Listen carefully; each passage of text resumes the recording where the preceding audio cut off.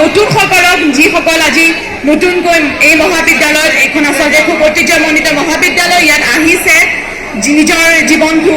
আগুৱাই নিবলৈ মই তেওঁলোকক শুভেচ্ছা জনাইছোঁ খুব যাতে ভাল হয় ভালকৈ পঢ়া শুনা কৰা মই ভগৱানৰ ওচৰত প্ৰাৰ্থনা জনাইছোঁ তোমালোক আগুৱাই যোৱা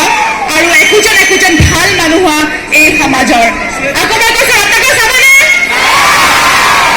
নাই শুনা চাবানে থ্যাংক ইউ সো মাচ ধন্যবাদ দাদা আমাক এটা সংলাপ লাগে আপোনাৰ পৰা মই ক'লোৱে প্ৰথমে আমাৰ ইয়াত অহাৰ কাৰণে কমল কৃষ্ণ ডেকা ধন্যবাদ জনাব লাগিব আৰু গুৰুজ্যোতি দাস ইয়াৰ MLA লোকেল MLA ধন্যবাদ প্ৰিন্সিপাল ডাঙৰীয়া ছাৰকো ধন্যবাদ জনাই গৈছোঁ আচলতে বৰ ভাল লাগিছে ঘটনা পৰিৱেশত থকাৰ কাৰণে ৰত্নাকৰৰ প্ৰমোচনত আহিছোঁ তোমালোকক সহায় পাইছোঁ যথেষ্ট ভাল লাগিছে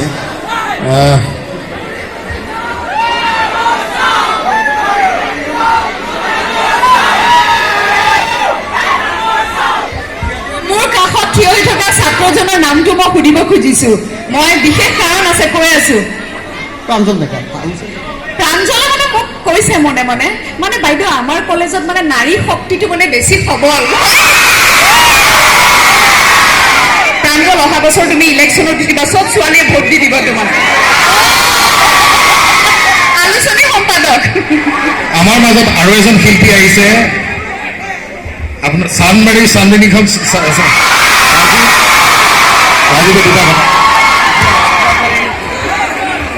ধন্যবাদ সকলোকে কৈছোঁ ৰত্নাকৰ চাবলৈ সকলো আহিবনে মোৰ জীৱনৰ প্ৰথম চিনেমা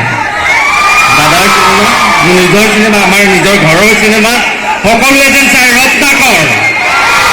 ধন্যবাদ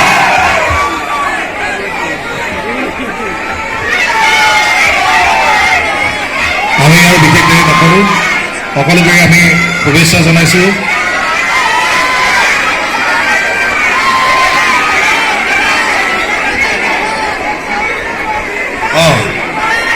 বৰষাক কিবা ক'ব বিচাৰে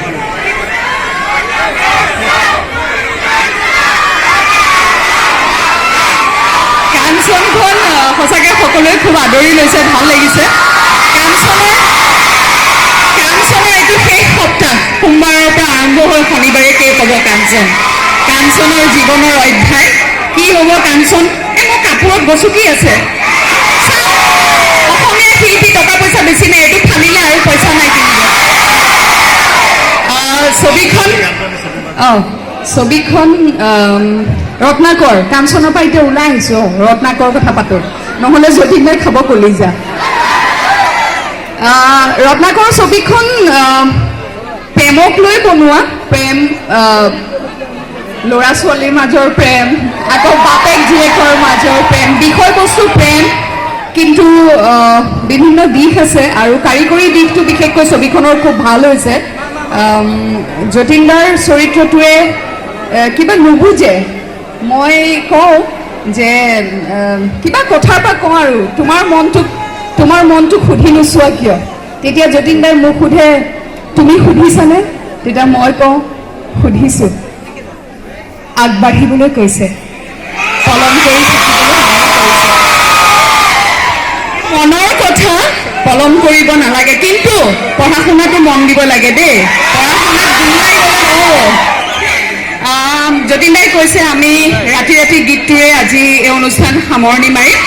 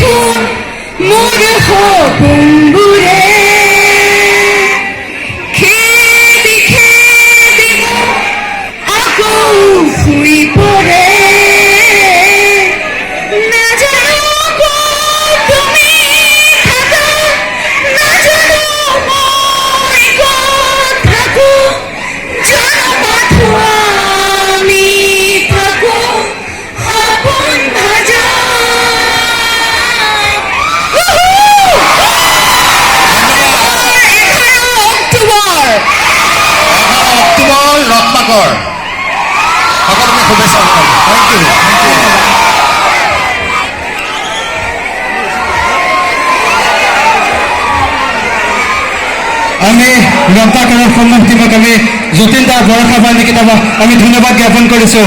ৰত্নাকৰ আমি